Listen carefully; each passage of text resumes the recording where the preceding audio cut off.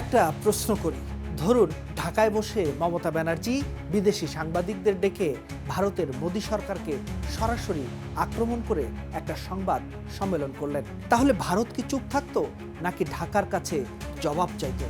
প্রশ্নটা আমি এমনি এমনি করছি না, কারণ বাংলাদেশের ক্ষেত্রে ঠিক এই পরিস্থিতিটাই তৈরি হয়েছে শুধু মুদ্রার উল্টো পিঠে। গত 5 আগস্ট জুলাই গণ অভ্যুত্থানের দ্বিতীয় বার্ষিকীর রাতে নয়াদিল্লিতে বসে শেখ হাসিনা একটি সংবাদ সম্মেলন করেছেন। তাহলে বাংলাদেশের ক্ষেত্রে যে কাজ ভারত মেনে নিত না, ভারতের মাটিতে বাংলাদেশের বেলায় সেই কাজটাই কিভাবে হয়ে গেল? পুরো ঘটনাটা আজ খুলে দেখব। সঙ্গে আছি আমি, জাকারিয়া ইবনে Yusuf.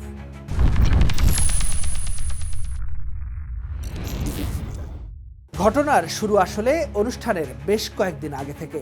Foreign correspondents club of south Asia নামের একটি বেসরকারি সংগঠন দিল্লিতে এই সংবাদ সম্মেলনের আয়োজন করে, যেখানে শেখ হাসিনা ভিডিও লিঙ্কে যুক্ত হওয়ার কথা ছিল ছেলে সজীব ওয়াজেদ জয়, সাবেক এমপি ও ক্রিকেটার সাকিব আল হাসান সহ আওয়ামী লীগের আরও কয়েকজন নেতার সঙ্গে।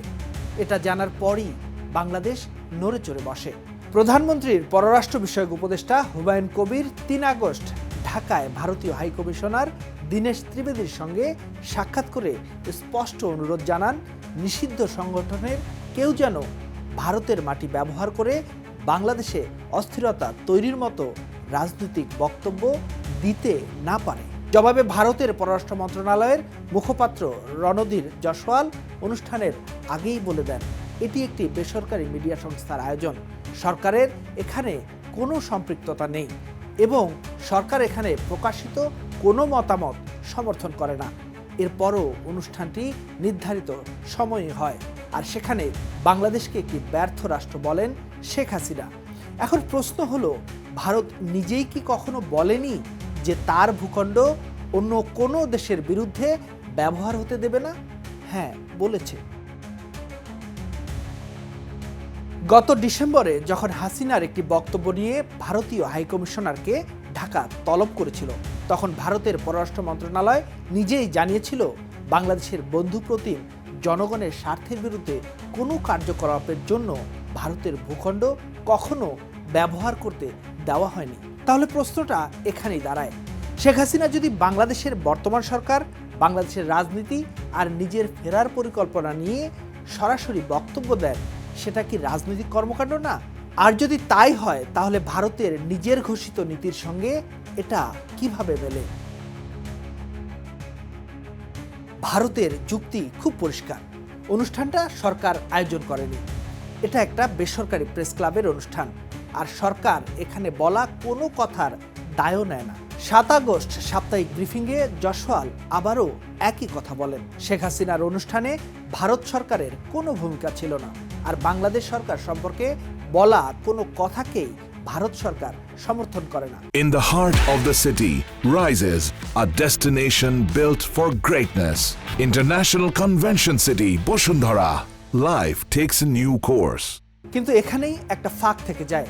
একটা অনুষ্ঠান বেসরকারি হলেই কি সেখানে ঘটা রাজনৈতিক কর্মকাণ্ডের ব্যাপারে রাষ্ট্রের কোনো দায় শেষ হয়ে যায়? ভারত অনুষ্ঠানটা বন্ধ করার চেষ্টা করেছিল কিনা কিংবা আগে থেকে আপত্তি জানিয়েছিল কিনা, এই বিষয়ে প্রকাশ্যে কোনো নির্ভরযোগ্য তথ্য পাওয়া যায়নি। তাই এখানে অনুমান না করে বলা ভালো, প্রশ্নটা খোলা থেকে গেছে, উত্তর দেয়নি ভারত। এবার একটু কল্পনা করুন, ধরুন ঢাকায় ভারতের মমতা ব্যানার্জির মতো কোনো প্রভাবশালী নেতা একটি বেসরকারি মিডিয়া সংগঠনের আমন্ত্রণে সংবাদ সম্মেলন করলেন। সেখানে তিনি ভারতের বর্তমান সরকারকে সরাসরি আক্রমণ করলেন, ভারতের রাজনৈতিক পরিস্থিতি নিয়ে কথা বললেন, বাংলাদেশের মাটি থেকে ভারতীয় জনগণকে রাজনৈতিকভাবে প্রভাবিত করার চেষ্টা করলেন। তখন বাংলাদেশ সরকার যদি বলতো, আমরা তো অনুষ্ঠান আয়োজন করিনি, এটা একটা বেসরকারি প্রতিষ্ঠানের অনুষ্ঠান, তার বক্তব্য আমরা সমর্থন করি না, ভারত কি এই ব্যাখ্যায় সন্তুষ্ট হতো? এই প্রশ্নটা আরও জোরালোভাবে করতেই হচ্ছে, কারণ ভারত নিজেই তার প্রতিবেশীর প্রতি এই নীতির কথা বারবার বলেছে। পুরো বিষয়টাকে 3টা সহজ প্রশ্নে ভাগ করা যাক।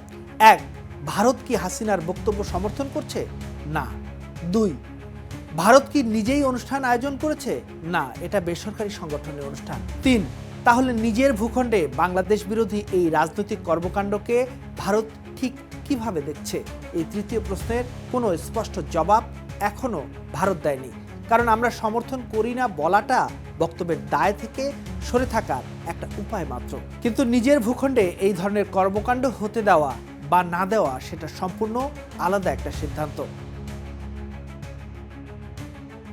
ভারত সরকার শেখ হাসিনার অনুষ্ঠান সম্পর্কে আগে থেকেই জানত, কারণ বাংলাদেশ সরকার এই অনুষ্ঠান বন্ধ করার জন্য আগে থেকেই ভারতকে সতর্ক করেছিল এবং সেটা বন্ধ করার সুযোগ তাদের ছিল, আর জেনে শুনেই তারা এটা হতে দিয়েছে।